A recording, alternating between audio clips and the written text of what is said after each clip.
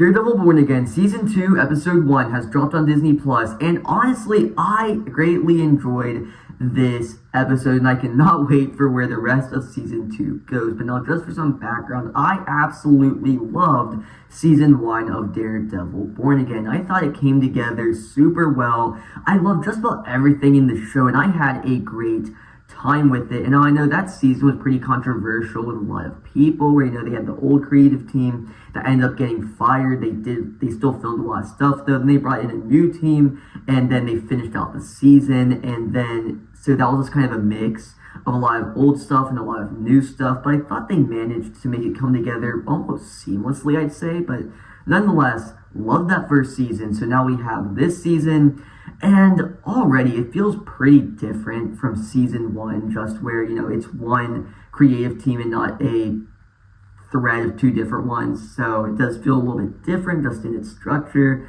and just the way it feels, even the way it's made, I'd say.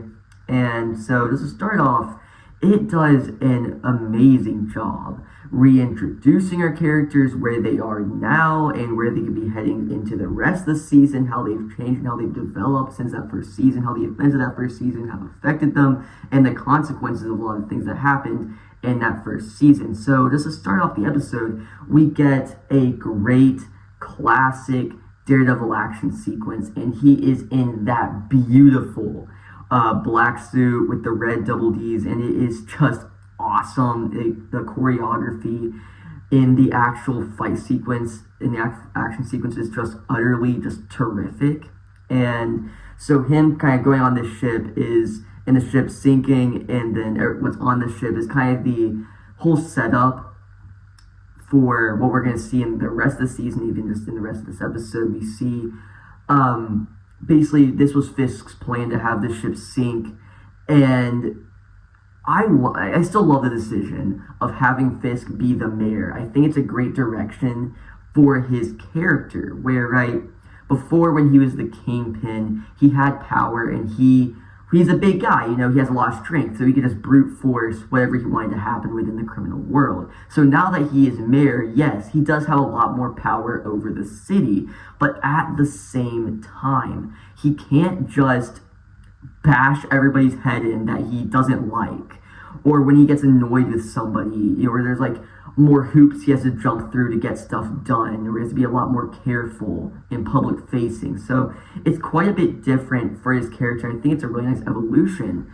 for his character still moving into Season 2. I still think they have a lot of really good things to do with that, where we see what he was doing with this ship, and we see the people he has to engage with and work with that he may not like, but he still has to work with them to get something that he wants. That character being Charles, played by Matthew Lillard, and oh my gosh, I cannot wait to see where they take his character in the rest of the season, because he is so much fun to watch on screen, and he feels very different just against every other character.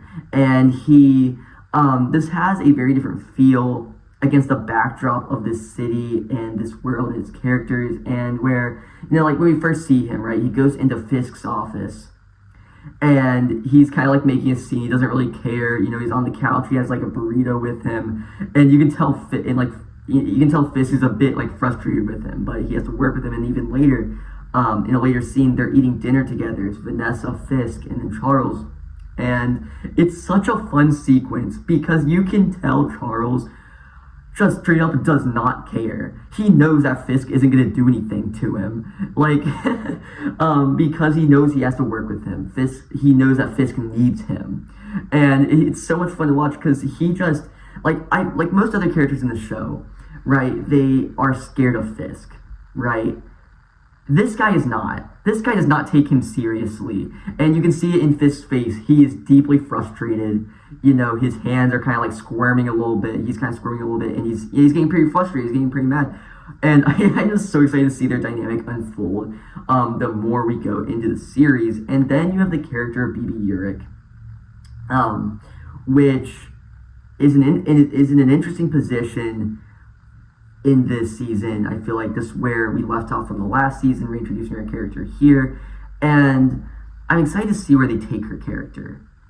And because I feel like there's a few directions they could go, but I feel like where like she was doing all those reports, and I feel like her like things that were like throughout the episode of just videos of New York with New Yorkers, it made the world feel so lived in, and it made New York feel like a character in itself, or New York City. So they still incorporate that into this episode, but since she is with Fisk now, she's in a much different position than she was last season when she was doing it. Now it has a very different feel to it, and the way she's navigating this situation, the situation with her dad, where Fisk was the one that killed him, right? And just all these different things. I think it's really interesting what they're gonna do with their character. And then you have the guy that's like, I forgot his name, but like he was brought onto Fisk's team.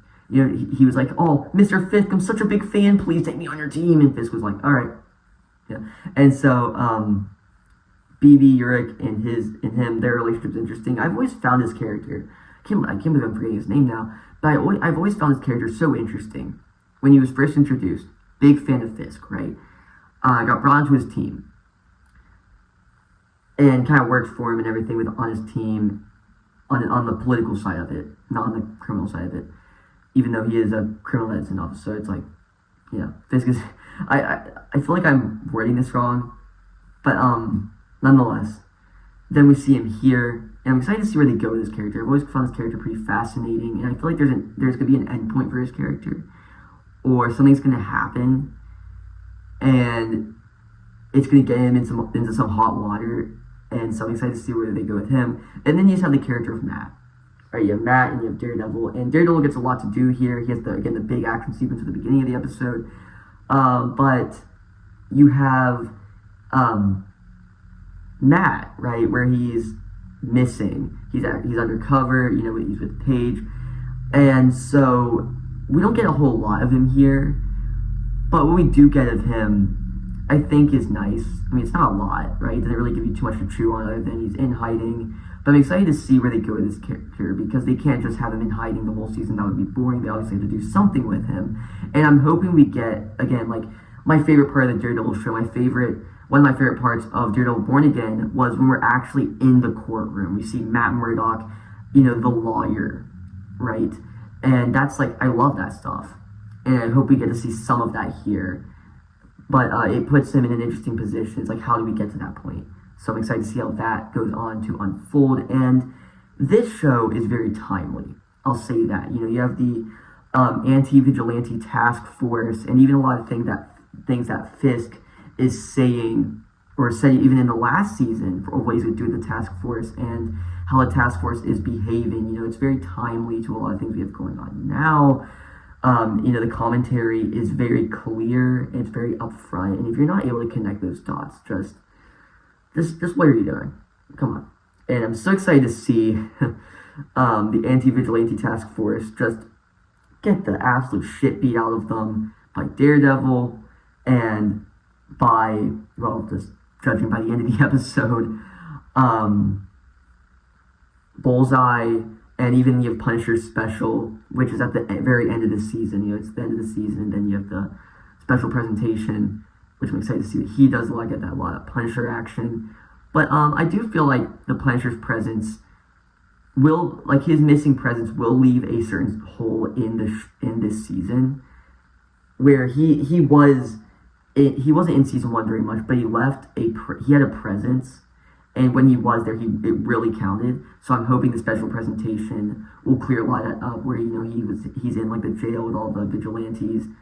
And so I'm excited to see where they go with that. You see Heather, right, which was the therapist in the first season. And you know what?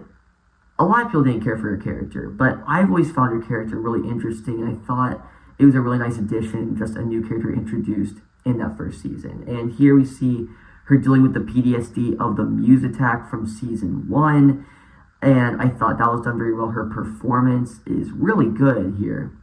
And we see now where she is on Fisk's team, working with Fisk, working for Fisk, and where she is at in this show, I think is very interesting. And I think, again, this first episode does such a great job setting up, just like continuing where we left off in season 1, right? Where at the end of season 1, we have a lot of our newly introduced characters and previously introduced characters in a lot of different positions. You have the Punisher in the prison with all the other vigilantes. You have the Swordsman and where he's at, again, just within the same prison. We even get a follow-up on him here. And you have Heather now being on Fisk's team. You have BB Urich now being in a much different position with her relationship with Fisk and where she is at as a reporter. And you have Paige now in season 2, and you have her dynamic with Matt, which I think is going to be so nice to see again, see a lot more of. We saw a lot of here, but we didn't really get to go into it that much, but I think it will be nice when we do get to see a lot more of them on screen together. I hope we get to see a lot more of Matt. We get to see him as a lawyer, and he's not just undercover the whole time, but I feel like they're able to navigate that pretty well. And it does such a great job of setting up, just a lot of things that are going to come, really helping New York City feel so lived in. Like you can feel Fisk's reign over the entire city and over the people within it and the places they are under him. Okay. And even like something else I forgot to mention, but Charles is working for DeFontaine, right? And so I'm excited to see, where that goes, right? Because DeFontaine is a character that has her hands in so many different parts of the MCU. She's kind of this thread that connects so much of it together, right? Where, even like post-Endgame, right? In a lot of the shows she was popping up that ended up forming what we now have the New Avengers, and, where she is kind of like bankrolling the New Avengers, and then you have just her several different projects, her shady projects that she has. We saw some of that in Thunderbolts, and now we see her having this guy and where she plays in this. And again, she's just this making the world feel a lot more interconnected. But you know what? The series will have to answer a big question, and that is, where is Spider-Man? Okay? Actually, Spider-Man is on fraud watch right now. Because you're telling me all this is going down with the anti-vigilante task force and all this stuff, and Spider-Man isn't out here doing any of this. Like, they're going to have to explain that in Brand New Day. I'm just saying. Okay? But nonetheless, I absolutely loved this first episode. I know this video is coming out a little bit late. It is currently Saturday. The episode came out on Tuesday. But I just got really busy. And, But now it's here. I love this episode. I can always see where the series goes. This was so much fun to watch. And yeah, so if you guys for today's video or any of my other content, please subscribe and we'll see you in the next one. Goodbye.